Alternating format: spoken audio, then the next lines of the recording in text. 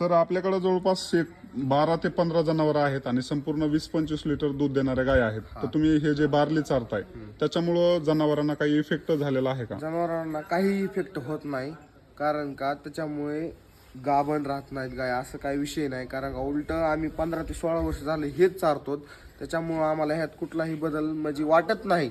आणि माझं शेतकऱ्यांना सांगणं आहे की बार्लीच्या विषयीबद्दल तुमच्या मनात जी त्याची शंका आहे ती तुम्ही शंका काढून टाकावी आणि बार्ली चारावी. कारण का कमी पैशामध्ये स्वस्तात स्वस्त शेतकऱ्यांना परवडावा असं एक ते खुराक आहे, आणि ते खुराक जर नसलं तर आपल्या गाई तितक्या दूध देऊ शकत नाही.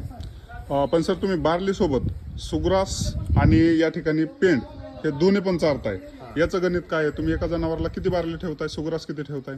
बार्ली आम्ही 1 ते 2 किलोच्या आसपास एक जनावराला ठेवतो, आणि सुग्रास? सुग्रास 1 किलो 1-1.5 किलो 2 आणि सगळं पेंड आपली 1 किलो ठेवतो. अच्छा, सगळ्यांचं मिश्रण देताय? मिश्रण करून ठेवतो.